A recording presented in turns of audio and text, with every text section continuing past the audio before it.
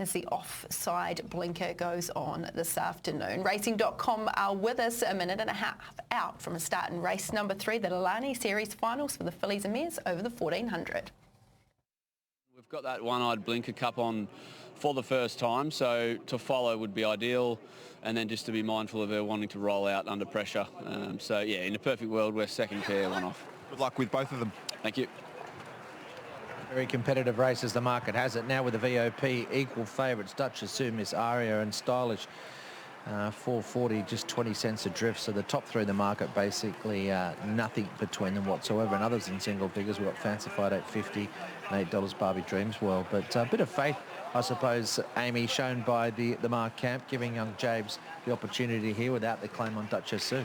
I was thinking the exact same thing, Hutchie. It's a good opportunity for him, isn't it? He's been riding in really good form consistently for the stable. It's been a great opportunity for him. I'm sure that he couldn't have asked for things to go better since he's moved up from Tasmania and aligned himself with such a big powerhouse stable. He still has to deliver and get the rides right, but he's been doing a great job, and it's a deserved opportunity here. Yep, saw him walk on the course earlier today, and he looked a young man with a game face on, ready to go about it. Well through loading, here's Matty Hill.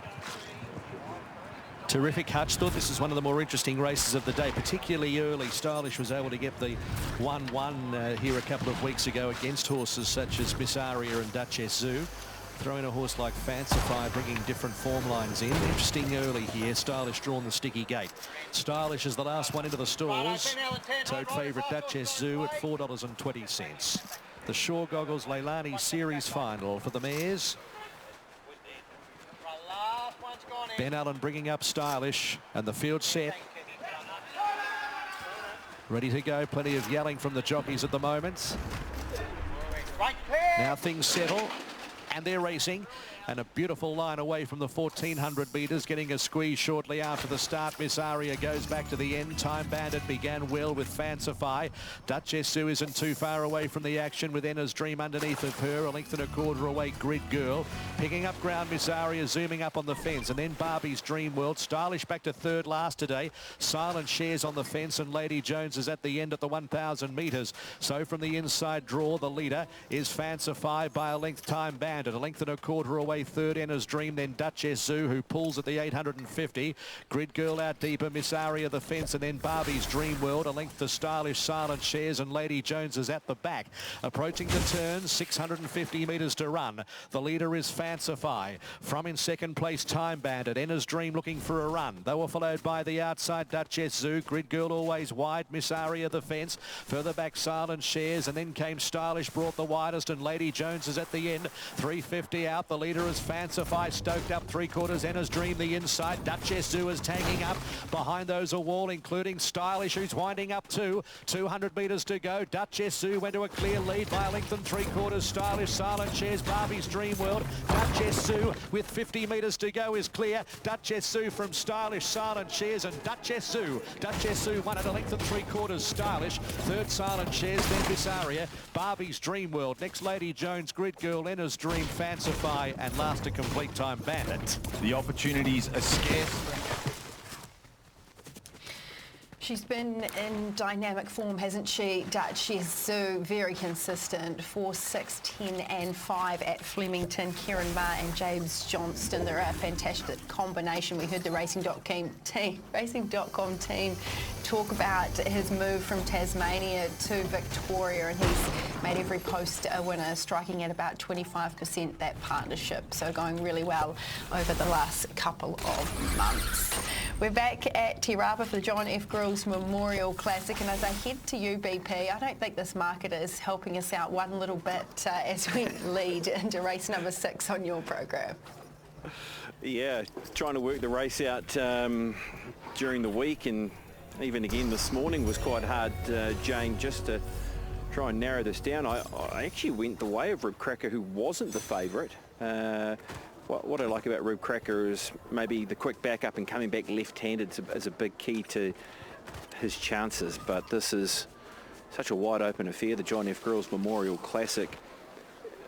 Where did you sit? Were you around Rib Cracker, Lotus, or how did you sit? Actually, you'd like the Super 8, didn't you? Well, I did. I was just spoken to Ralph Manning, and he's still a little bit wary that the Te Rapa form hasn't been always the missed 3 starts here and unplaced, and yeah, so that's given me a little bit of concern. But the $14 seems like a very good price. But like you guys, I was just looking for a horse to pop off the page at me, and they all stayed in the page. They did. Look, at one thing with Super Wraith, it was a big win. The number backed it up, and as you said, maybe that improving track will help its chances as well, coming away from that heavy bracket to a soft bracket. Should be getting a soft run from barrier 2. It was just so good last time, scored by 3 and did it so easily. So it was a really nice performance.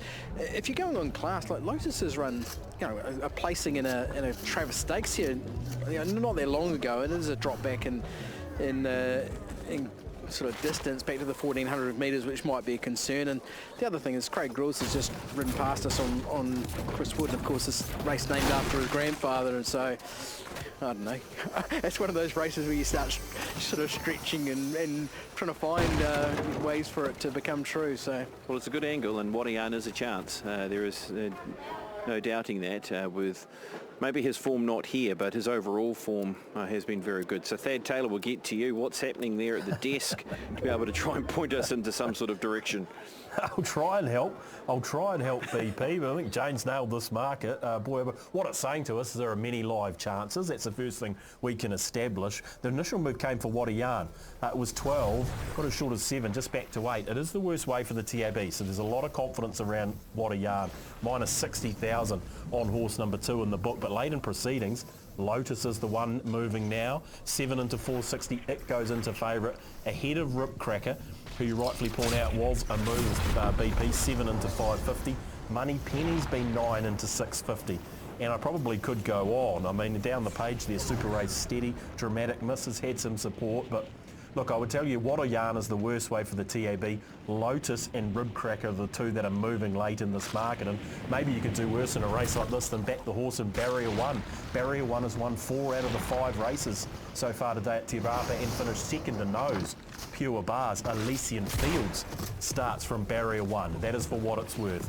At this stage, Lotus is your hot runner. Wadian's the worst result, and Rib Cracker has been well supported. All right, well, Lotus is now favoured at 440, and Aidan Rodley is standing by with the co-trainer. Yeah, the horse who's moving in the market, Graham, obviously a horse who's placed in a Travis Stakes here, back and great from Rotorua Cup. Just the distance to query, what's the thoughts on the race for you? Look, she got a bit upset in the gates last time we Rotorua Cup, so I sent her out for a holiday, give her a freshen up, and an old horse. She's obviously better over more ground, but the 1400 is a question mark, so we'll see how we go. Yep, she's prepared okay? Yeah, she's worked very, very well. And where could this lead to if you run well today? I'm not sure, just see how she pulls up, but over a mile or somewhere, and best luck. Thank you. Lotus there for Graham Richardson, $4.20. The John F. Grills Memorial Classic, they're loading away, and we'll get to you, George. I know you were liking Wadian as a chance. Yeah, I made it my value bet of the day, number 2, Wadian, and Craig Grills. Of course, this is a very special race for the Grills family, John F. Grills Memorial Classic, and hopefully his grandson can ride a winner of the race. Wadian, my top selection, my value bet of the day. An informed stable at $9 on top for mine, ahead of 7 Sense of Timing. I put in actually Lotus as well, and 5 Money Penny I thought might be worth a look as well. Even field though, and we're almost set. About set to go here, the John F. Grills Memorial Classic, 1400 metres. Catherine's to come up. Sense of Timing the other. Elysian Fields has drawn the inside gate. As the last 2 are about to load away. Catherine's goes in. Sense of Timing. And the Tiaco colours, Michael McNabb. Completes the load up. So we're set to go. Starter Stephen Barlow. Stand. They're ready now. Gates are back, and they're off to one of the best starts of the day. Beginning well with Wadian, right there, Super Wraith and Rib Cracker. Elysian Fields is right there as well. 2 lengths away, Sense of Timing. Followed by Lotus, Money Penny. On the inside, Tregor, and out deeper, Imperial Empress. 2 lengths away, Dramatic Miss, back third last here, followed by Catherine's. And last is Lavachi. They go to the 900 metres mark in the John F. Grills Memorial Classic. 10 lengths over the field, and Super Wraith took it up and led by a length from What a Charm, What a Yarn I should say. Then followed a length and a half away. Money Penny moves to third with Rib Cracker and Elysian Fields. Then came Imperial Empress. Lotus is back midfield with Tregor.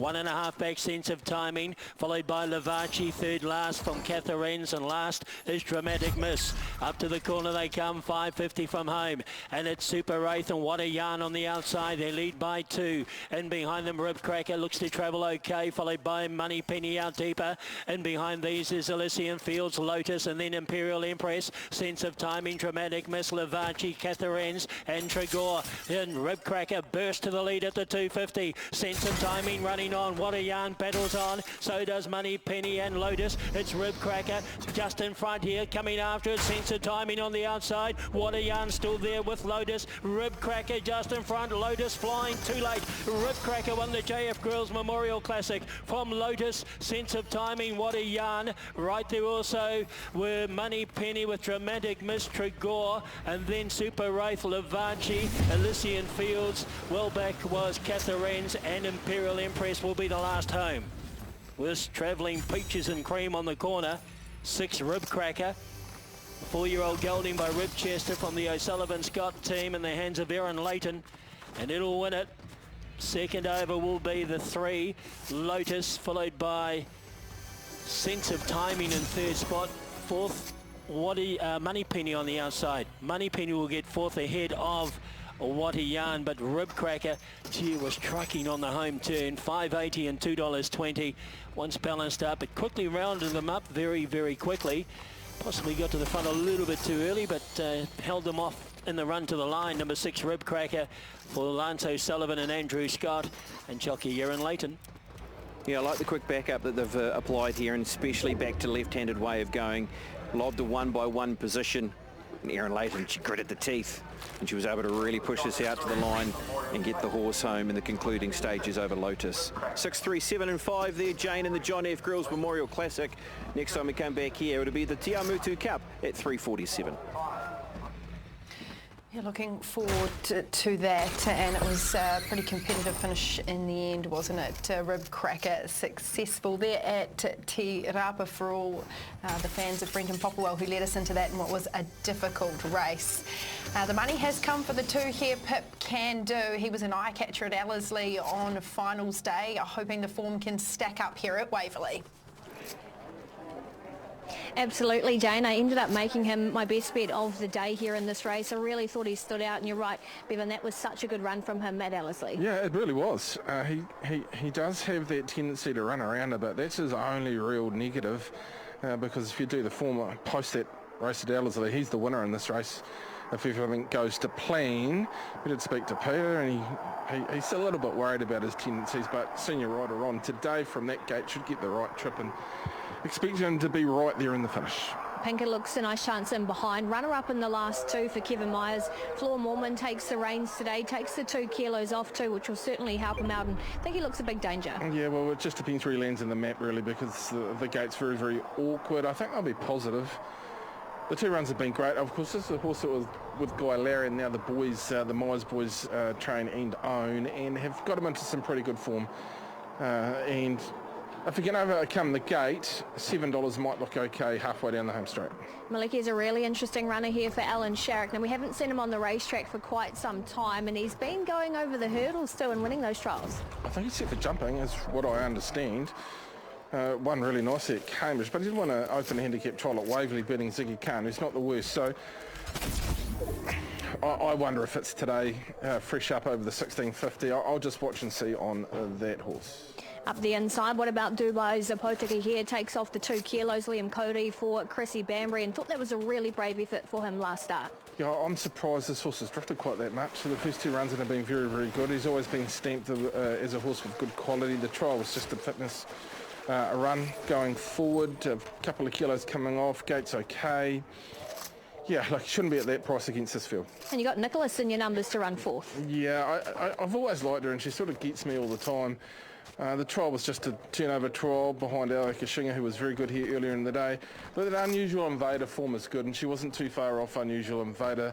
But maybe the one you probably want to be on at that sort of price. Well, there's two here, Papechi. Another Won't Hurt isn't the worst type, and Fresh Up was a decent sort of effort.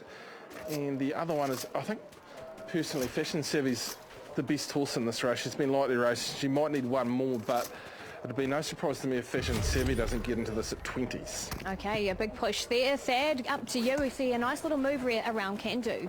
Yeah, more than a little move, to be fair, Pip. I think bookmakers gave you a gift there at $8 around Can Do, and the marketplace has reacted accordingly. Into $3.90. It did touch $3.60, just getting back to $3.90 now, but well and truly the worst result. Well over 65,000 liability on Can Do. Malaki, interesting first up for Alan Sherrick. It's been 11 into $7.50, so maybe they're expecting some sort of run first up from the 4 in the book. Horonuku has had some supported odds. It was opened at $20. It works its way into $15. Summer Breeze steady. Barry Brown steady. We own a Runaway, some support, but not overly well backed. And Dubai's Potiki always carries a bit of support. It's really, I say, one-way traffic, certainly one way in terms of the market. Can Do 8 into $3.90. Thanks, Thad. Let's get up to you, Justin, because you're pretty keen too on the favourite Can Do. Yeah, let's get him home, Pip. I am very keen on Can Do. He's a pretty nice horse, but the niggle with him, as you pointed out, and Bevan pointed out there, is he's not a awkward. He's a bit of an awkward steer. He tends to sort of be quite hard to fully ride out. Can Do. I think they've made the right move putting JKB Riddell on. I think he's the right rider. He is exactly the right rider. One of our very best, of course, in the CD, and certainly one of our most experienced and one of our strongest. So hopefully he can do the job. He was outstanding at Ellerslie. He got a crack at the start. He was a mile off him. He then got very wide on the corner and really hurtled home in big sectionals there. Very good to start before. So hard to beat for mine. Pinker is going well. 2 seconds there at his last 2 starts. For Maliki, I reckon he can run a race fresh. He'll certainly be forward. He's had a couple of hurdle trial wins and a flat hurdle trial, so he'll be well up to the mark for this. And one Dubai's Portuguese, 2941. Plenty of other hopes here. If you can keep an eye on as well when the tracks get a lot wetter. Horses like Summer Breeze, who has taken money today. Gee, I think when we hit the heavy, she's certainly one to follow in the race. So just the last couple to come forward here. Dubai's Portuguese and also Pinker, who's knocking on the door. In fact, both of these runners have been pretty good in their last 2. Dubai's a big first up winner there and backed it up with a good second at Trentham. Pinker is certainly going well with 2 seconds, but another open contest, but certainly the move has been Can Do into $3.80 now, $4. And you're speaking for Summer Breeze. Thought you might want a tad wetter, but I do like the mare, and there's a fair few who like her chances here today. Where Runaway's got a wide gate. Another Won't Hurt was a bit of a black booker there at Trentham. Another one probably might want it a tad wetter, but certainly a horse to follow. And here's Dubai's Portuguese, who is going to be the last to come forward. Liam Cowrie taking out the previous with McCann. Chrissy Banbury, of course, winning the maiden chase during the week with St Bernard. Now, just to wait on Dubai's. He's just not playing ball at this stage. Favourite is Can Do as Dubai's Portuguese comes along now. So the Mad Butcher Wanganui, 16.50. It's closed the gate there behind Dubai's Portuguese, and they're away and racing. Slow was Crafty Colin, and Pinker's getting back with Nicholas, and We Own a Runaway. Summer Breeze quickly into stride up on the outside. Berry Brown, and right between them early Willoughby White. A length and a half away then to Horonuku, goes to 4th. Can Do the favourite, not too far away. 5th, followed by Another Won't Hurt. And then came Fashion Savvy, Dubai's Portuguese, followed by the Black Prince. Nicholas well back beyond midfield around Maliki. Third to last, we had a ran away. Second to last, Crafty Colin, and 5 lengths to Pinker. The leader is Berry Brown, skied out to about 3 or 4 lengths, so now taken a hold of and comes right back to them. Willoughby White up on the outside and moving 3 abreast as Horonuku, 1,000 to go. 3 lengths Summer Breeze, another one hurt to Fashion Savvy. Dubai's Portici, Can Do the Rail, and then came Malachy. Further afield, Nicholas from the Black Prince, Crafty Colin, We Own a Ran Away, and Pinker will need to do it for last as 3 lengths in arrears of the field at about 13, top to tail. The leader is Horonuku now. Went a length on Willoughby White. Third, Berry Brown. Here's Dubai's Portici. 2 from Foxton, moved up and ran up to take the lead, and coming into it Malachy, and just getting a bit of a prat there was another Won't Hurt. Now where's this favourite Can Do? Oh, he's had a bad old shuffle. He's well back second to last here, and Pinker